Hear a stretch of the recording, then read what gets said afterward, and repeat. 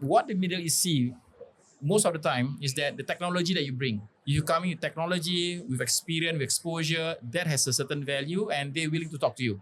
So you must have certain weights when you go there. I think they want something, they want to get it done. There's investment, infrastructure, and they see that as a future for them. They have a big picture. They want to get there, and they're willing to fund it. If you're into the perfumeries, I think that it's a very good market to be in, although it's very competitive, but there's a need. Yeah, so if we could be able to do target marketing, I think the business is growing. Okay. And that's why I fall in love with Middle East, and because I know what is the right product to sell in the right region.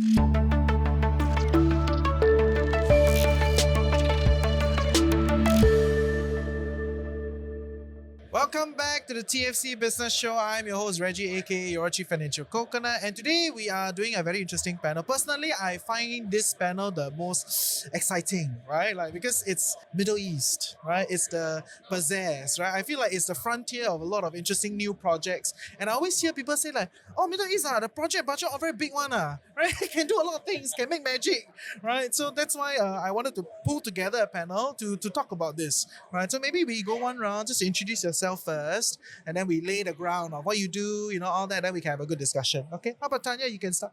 All right. Hi, everyone. I'm Tonya from World Future Enterprises. 50% of my time is based in Middle East, and I will share more later on. Okay, yeah, okay, great. Hi everyone, my name is Keith. Keith from Crown Digital. If you have seen Ella, the robot barista in Changi Airport, I bought it the other day. I didn't buy the machine. I bought from Ella. Yes. Thank you very much for supporting. Yeah. So we are the ones who digitize the business. Started off as a coffee operator.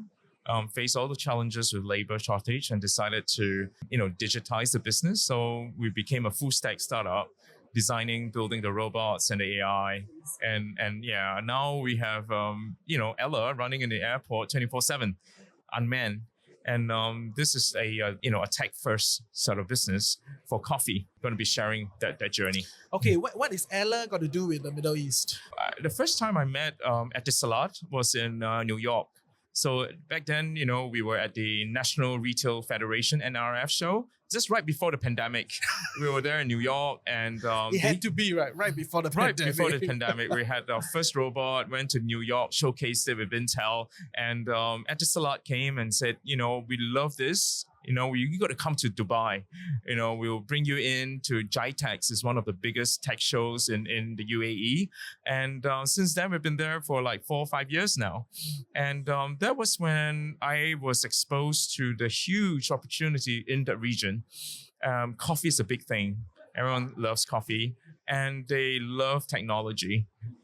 And robots and AIs in their backyard, right? They want it. So that's where the opportunity lies. Okay, right? so and, Ella is not just serving coffee at Changi Airport; she also doing it at UAE lah.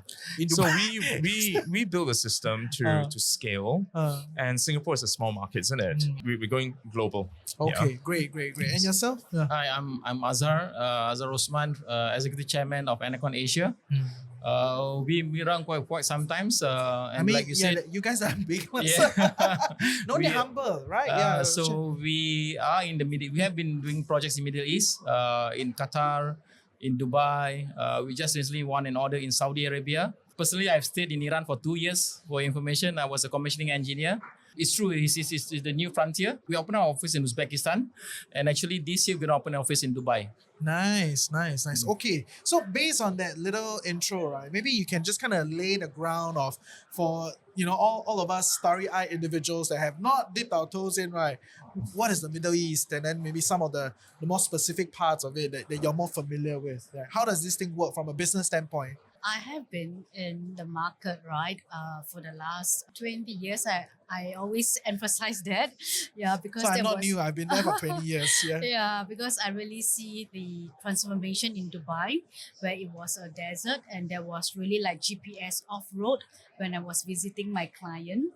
And now it is really such a bustling city, and there's so much of global brands competing there. And that's why now I think it is a very good city that we could be able to expand expand and also explore for the first country who wanted to enter into the Middle East. And then subsequently, right now, of course, for Saudi Arabia, it is because of the Vision 2030, and I was deployed to Neon about 2 years ago, and I can see that it is really opening up and there's so much of traction. I live in a desert for about 6 months, which I was not really so proud of, but Why? because it is a lot It's so of cool. Yeah, Okay, but- maybe yes, I right. romanticize it.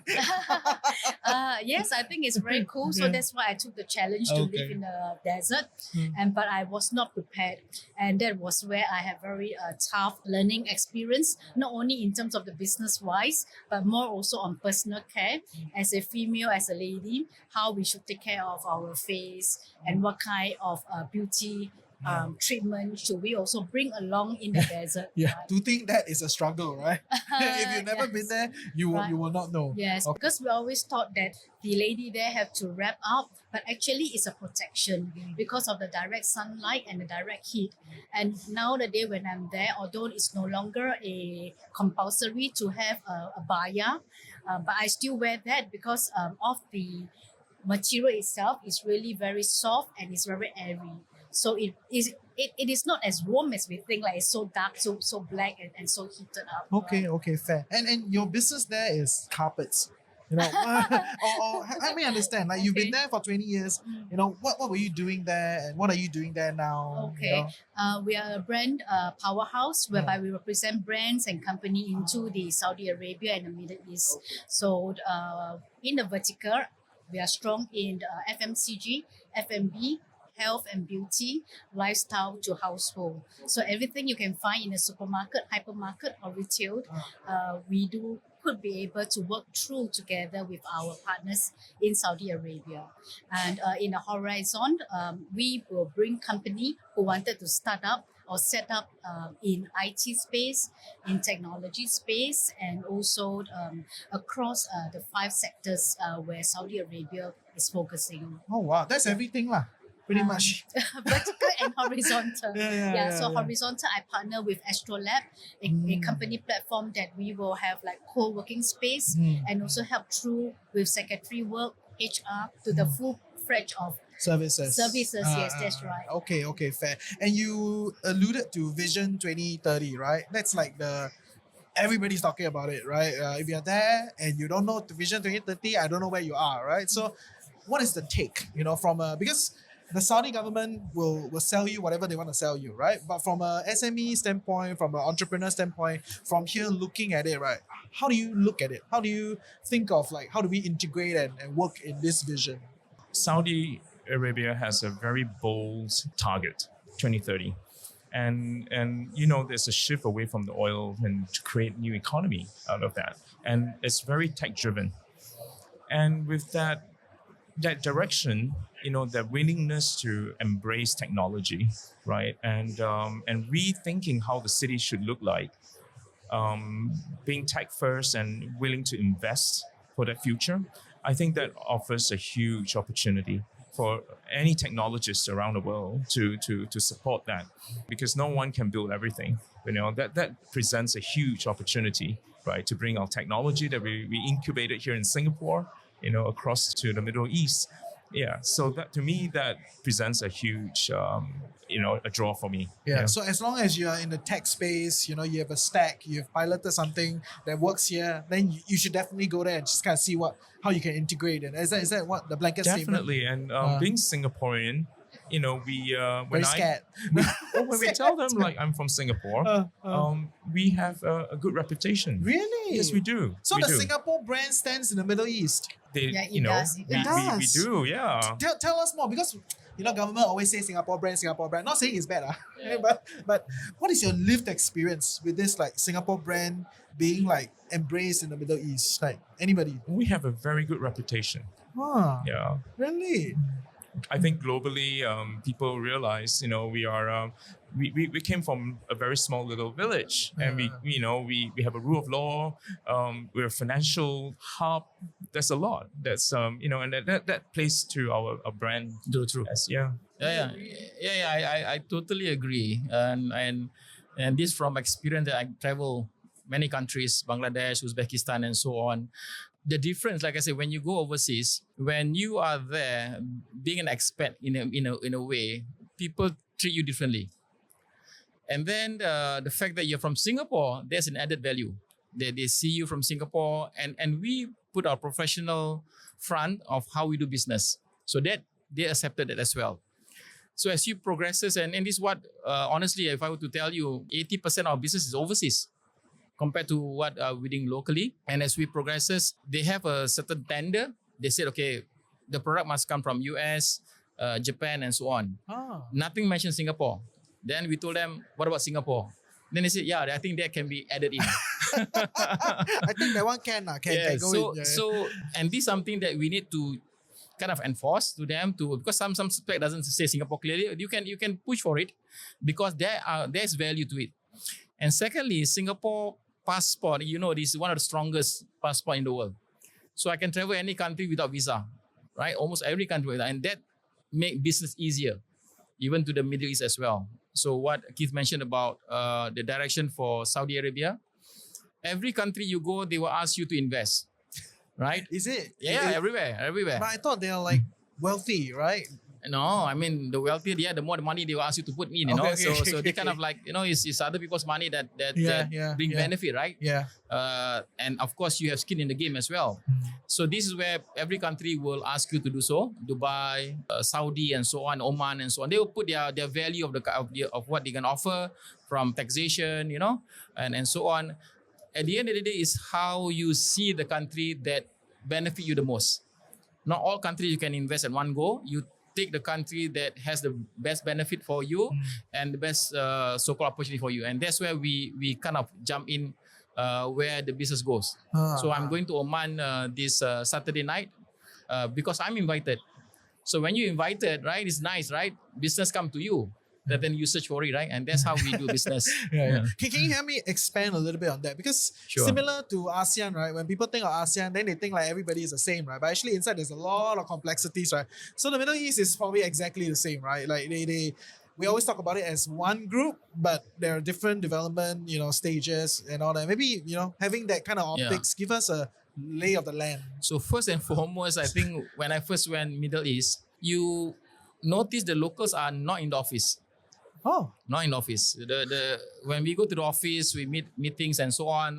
Mostly are the immigrants or the foreigners, and then you're meeting with the Lebanese, the Jordanians, the Indians, the Pakistanis, and so on. And these are the working people, I would say. So I was wondering, I met many companies. I have not seen the locals. Then I went to the mall. And that's where they are. It's not because I think the bosses are there. Yeah, the whole idea, the bosses are there, right? So they have that kind of position, and they have their tea, coffee over there.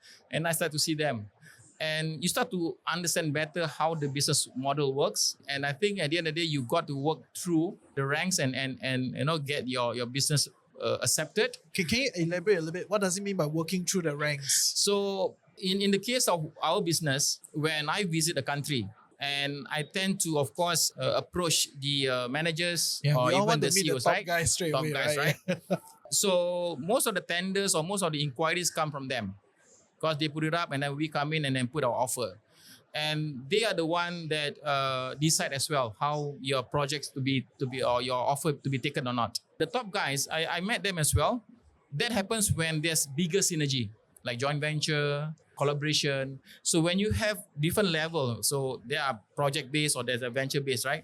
Then the top guys will come in. So I had a lunch with them, and I think some of you may experience it. It's a long lunch, Really? How long is long? It can be about 2 hours, and the whole idea was to enjoy the company. I think that's important, and you cannot rush. In Singapore, we have time, right?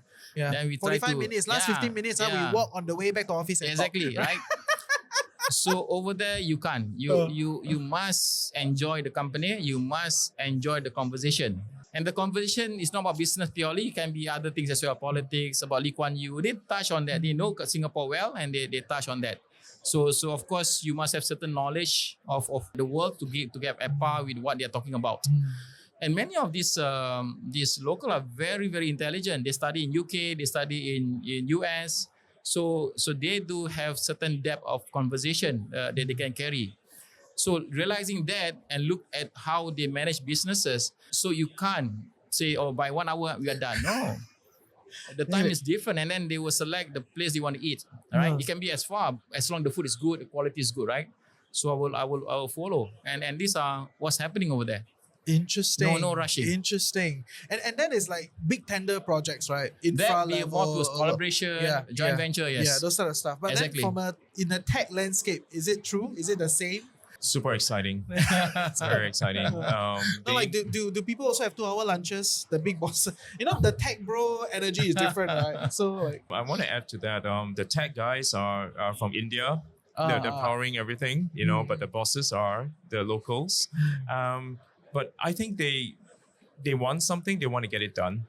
They have the appetite for it, and they're willing to pay for it. So what does that mean? Willing to pay for it as compared to the Singapore context? Oh yeah, I mean tech. You need to invest. Tech is not cheap. Yeah. There's investment infrastructure, and they see that as a future for them. So they have that the appetite for it. Yeah. So they care more about the effectiveness of the product rather than the cost itself. Is that kind of a fair statement? Let's put it this way: they have a big picture. They want to get there, and they're willing to fund it. Yeah, the energy says a lot. They're willing to fund it. They're willing to fund it. If you can convince them, you got it. Yeah. So I mean, if you're something that they like, they will back you and they will go. I think they really into hospitality, and they really make you feel very welcome. Like you their can welcome home. me lah. Yeah. Yes, right. Very good hospitality. Right. Yeah. Then they will invite you for lunch, or some invite us to their home. And there was one of the perfumeries that I sell, and usually if they really fancy about the relationship or building a business, they will really to extend to spray their perfume on the carpet to welcome you, and then their house, so that you will feel that it is of a very nice fragrance. Yeah, so that's how in terms of branding wise, and in terms of application of their household, and how they would like to treat you, that you feel that you smell so nice, and they are really into fragrance. Okay. That's very interesting.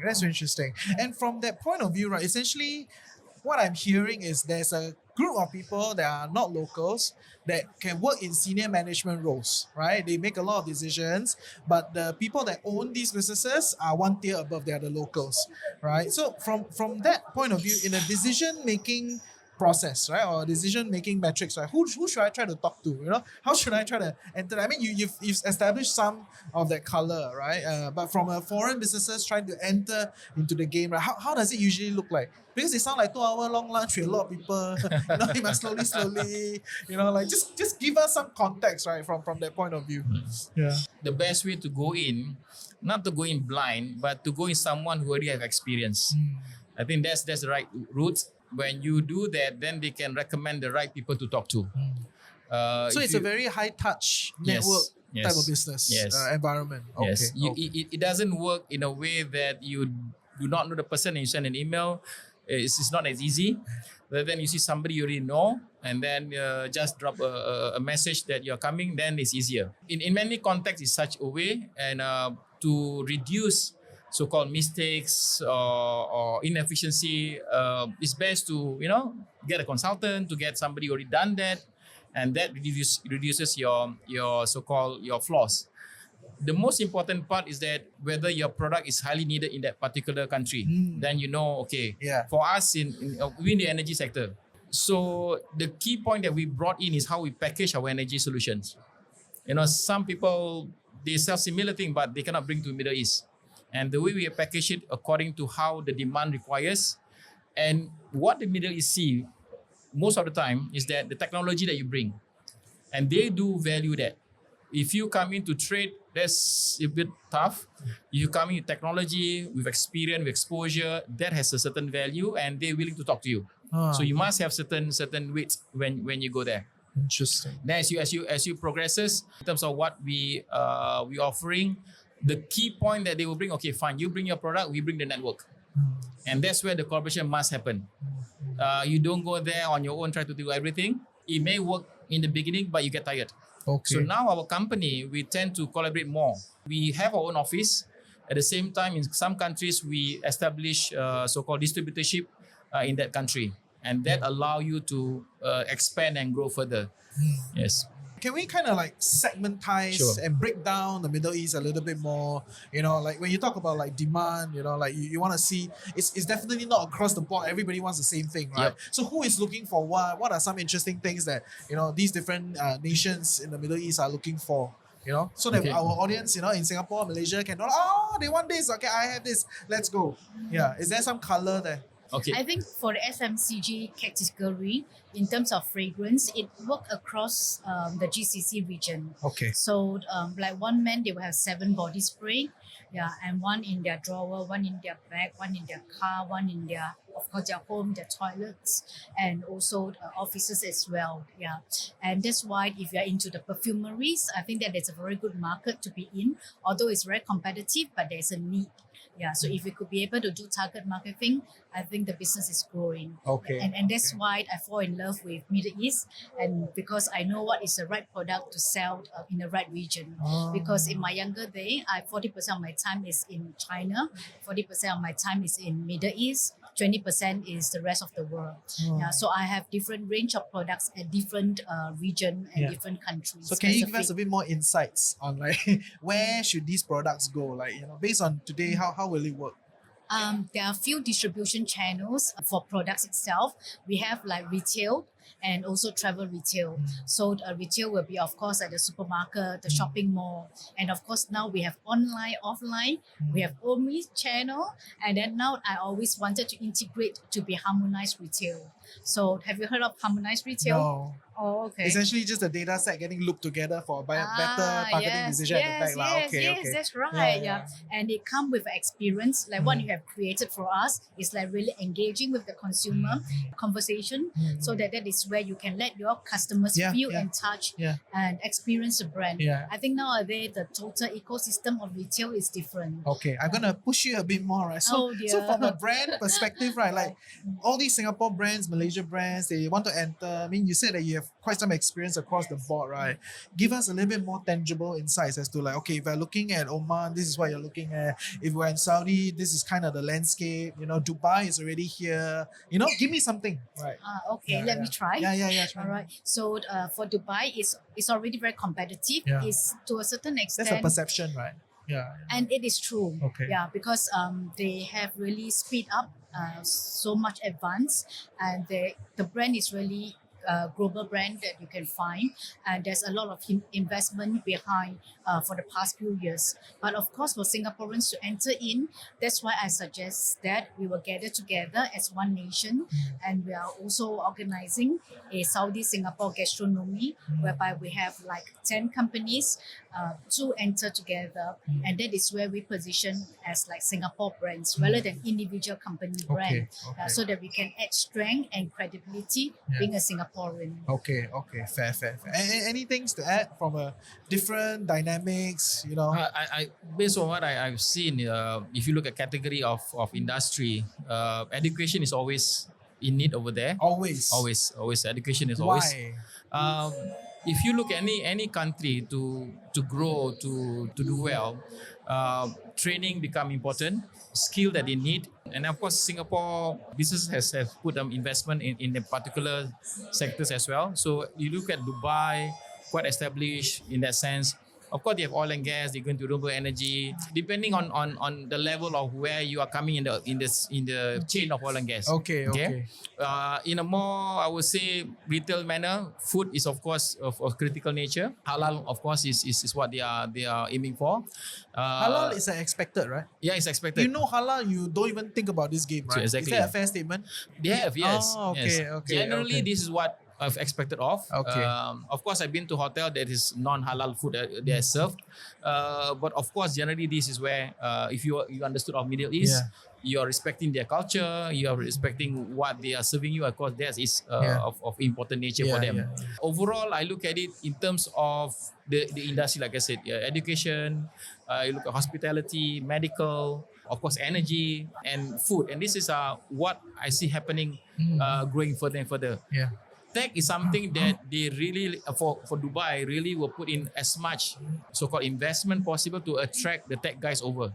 So Binance is there. Many companies are I would say, set up their footprint over there. So if you look at Singapore and Dubai, it's somewhat similar, right? When Dubai started, they use Singapore as their Model, right? Yeah. They try to copy everything, right? And then try to go further with what they are trying to achieve. And the same thing as well, what we are looking at in terms of investment position, these two countries where the investment climate is very good.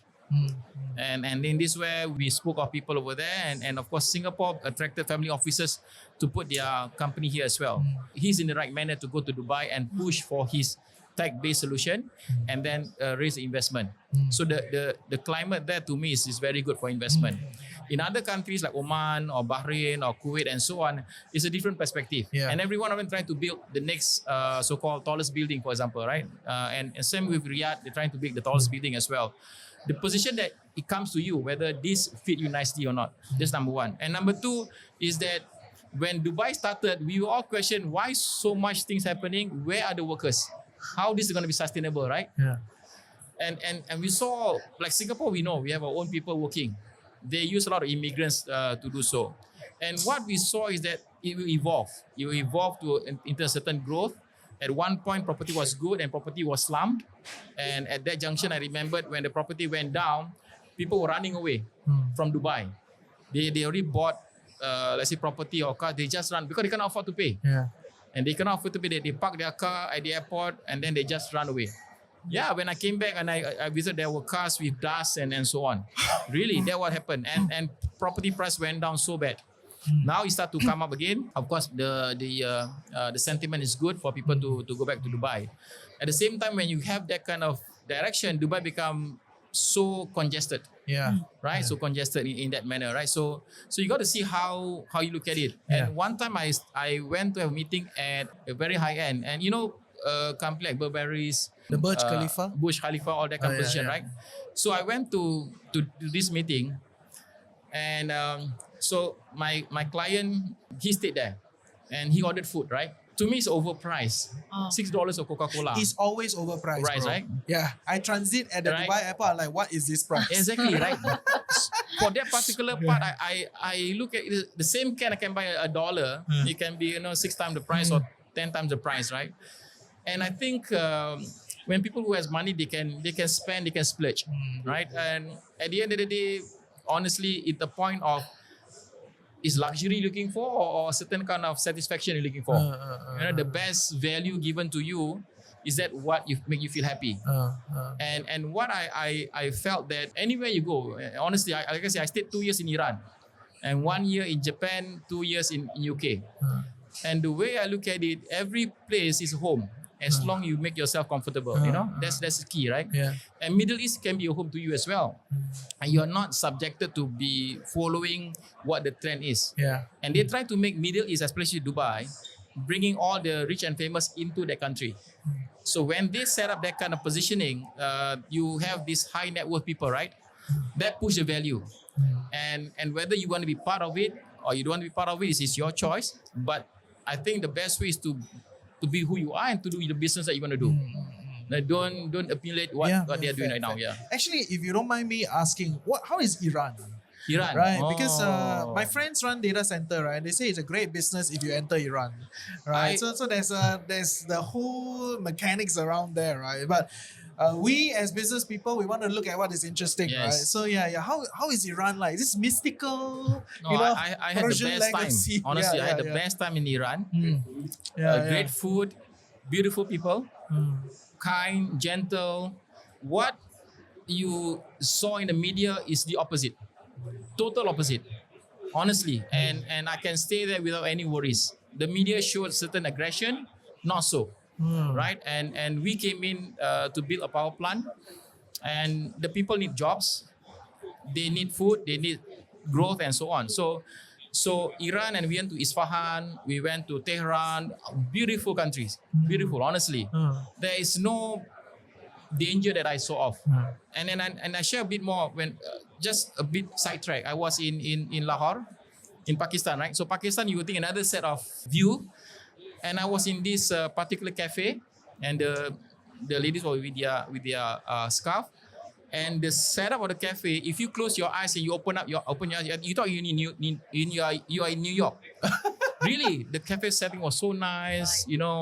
Totally outside was different and inside is different, right? And this is what I saw, and the same thing for Iran as well. And Iran has so much culture heritage that it if you is, go it there, is. it's so much to learn as well. And the Persian Empire is actually in Iran. Exactly. Right? Yeah. In So Iran. is there a lot of things to do also, right? Yeah, Like, yeah. a lot of business. Like since we're on it, right? Like what interesting things, or like opportunities if you with buy Iran? your leather jacket, it's highly cost effective over there. I bought jackets, right? And those are made in Iran. And because it originated there, the price is very, very reasonable. So if like your leather wallet, your leather belt, all that, right? Are made there. And if you want to import out Carpets, then sell it into here, you can do so. Okay. So it's less about bringing businesses in, but also a You lot can about bring this bringing out. things Yes, out. There. yes, Okay. correct. Yeah. Correct. You sound like you have a decent understanding of it. Like, what is the tech I've point of view? Iranian friends, the best. Right? There's so much history. And what you see on news is so different from the people there. Very nice people. I want to talk about Dubai. Dubai is like the gateway. If you have any new tech, Dubai will be the place to see. You start there, right? It's like Singapore when all the tech, our neighboring countries will come to Singapore to see it. Saudi is always the North Star in the GCC. Getting into Saudi is where the consumption and the size and the opportunity is. Dubai is a gateway. It's easy to do business, but everyone's eyeing on the Saudi market. Okay. That's the consumption. Fair. But can I push a little bit on that? Because every time I go to those tech fairs, startup fairs, Bahrain has a big booth, Qatar has a big booth. Everybody wants you to go there instead of Dubai, right? So like, what is that thought process like? Because it's like younger entrepreneurs, they want to learn from people that have already done it, right? Like, even though you see all these bigger initiatives by Qatar, by Bahrain, like, why still Dubai? You know what I mean? I think Dubai has a very good network, and it was initially modeled, on Singapore. And I think when I arrived in Dubai, I felt like everything works. Abu Dhabi will want to attract more people there as well. But I think the connectivity, the airports, they have built that. That's why Dubai is what it is today. It's not just for conferences, it's fun. There are activities to be done, and they knew where they are strong at, and they kind of positioned themselves that way. And I think they have organized it really well. Okay. Yeah. Okay. I definitely resonate that because So I Dubai really is a stop. yes, and every time when I'm within the region, Oman, Bahrain, Qatar, Kuwait, because that is where I base myself in Dubai, and I travel out to the different city. And now before I go to Saudi, I also stop by Dubai. I felt that Dubai is really so much to offer, so much attraction, and especially for ladies, we have so much to do there. Their spa are really top of the class, top of the world. The food, fine Make dining me as feel well. like going to try, Yeah, right. Indeed, must come over, right? And I always would love to host a business delegation to Saudi, and of course, I would encourage to stop by Dubai. Fair. Okay. It's the ecosystem. Oh yes, exactly. That's right. Building up the Platform, ecosystem, right? the Yeah, platform, yeah. and that's a very strong. I mean, I watched the video when I first went on Emirates flight. That's all you can reference. Right? First time go there, watch a video. On the flight, it's about the how Dubai was built. That it was a desert. And how they built the port, how they built the best airline. In Emirates, and the connectivity and transform that space. I think that's the ecosystem that has really worked. Okay, And fair. I can stop over Dubai airport for 10 hours. And that is how much I love the airports and the vibrance of Dubai. But it's very expensive. but okay, so but on that ground, everything sounds very rosy, right? Like, what about taxes? What about business environment there? What about currency fluctuations? All these things. Any thoughts? So that we can give a rounder picture to to our SME, bosses? I think sometimes if you don't, it could take longer to get things happening. You need to really reach out to the right and find your champions who champion you and really and the same internally ideas hold, right? Finding a champion takes time. find a champion and go up and get the job done. Any thoughts on especially this currency thing? So if you look at I would say the challenges, it looks rosy, of course. Yeah. There are issues you must understand. I think just one part is the temperature. It's not like Singapore, right? 30 degrees and so on. It can go up to 48, 49, 50, right? So there's one time I went with my coat and tie. After a few hours, I take it out, right? So that's one thing that you got to understand. Of course, there's cold season and then there's this hot season. In terms of the currency, it's somewhat stable. And if you look at Oman is even stronger compared to Dubai, and Saudi is in between. So you must know how these are done. But in terms of the stability is there because there's no voting and on anything of us and to change government, no. So there's a good side where the government is stable, they have a certain direction, and this is where they want to go, right? So either the government be very, very gung-ho, like Dubai, want to go forward, or government, I'm fine with where we are, and then we are okay with that. So there's stability, I would say. In terms of, I would say, working culture-wise, do understand that you might go to certain country, you realize it's like India. It's like, because similar people are there. It's not the locals are there. There's a lot more foreigners than a lot of locals, foreigners right? out there, correct. Okay. Correct. So you must be aware of that. Okay. So far, we don't see any major issue that we felt threatened. If you look at other countries, do have certain kind of risk and challenges, but in Middle East not so. Okay. But at the same time, like I said, the pace of business is not as fast as Singapore, and you must be able to adapt to that. Okay, fair. What about taxes? Because it's synonymous with tax-free in some ways, right? But Correct. Is it true? Looks like it's changing. What's going on? So if I can add that one, because initially there's zero tax, both on corporate and income. Both. Wow. Yes, that's why some people said go and work in Dubai because zero income tax, and it's good. Actually you get 100% of your income, right? And what has happened now? They are injecting new rules. And one of the rules, because we're setting up our office in Dubai, there's a 10% corporate tax now. They're going to introduce, right? Compared to Singapore, I think about 17%, and other countries a certain level and so on. But in the beginning, like I said, there's very little tax imposed on that country. And I think this is quite a tax haven if you imagine going forward. Setting up the offices is quite fast as well. I mean, certain degree of expectation that you must submit certain kind of document and so on. But overall, when I look at it, you can still do business from Singapore. However, in any country you do, it is easier when you have a local representation or local office. Yeah. That is kind of like create a certain camaraderie in terms of where you do business. And the entity is governed by local law, right? Yes. So there's that whole thing to it. Okay, fair. So across the board, you're gonna see more taxes coming up. Is that kind of the trend that we're looking at? Because they the see Middle growth, East? right? So to maintain the growth, to pay for all the services, the tax will come in sooner or later. Okay, fair. Thank you. Yeah. I think it's quite a rounded discussion. In closing, is there any other thing you want to share with our audience that is, thinking of Middle East or already in it, trying to be smarter with the game? I think in Middle East is the next growth. Like you said, Saudi looking at 2030 vision. Dubai is ever growing. Ever growing is a big word, bro. It is. There are more things that they plan to do. Oman is something that I'm going, like I said, is also having their position. What I can say is that in terms of their financial position, they are okay. And I tell you this frankly, and it's based on experience. If you have the ability and you have the expertise to do so, they are willing to pay for that. They're willing to pay for that. Number one. Number two, if there's a problem, and you can solve the problem, I'm saying a really major problem, right? In the sense, they're willing to pay for that as well. So a lot of these solutions are done that way. And when it's done that way, you get things done.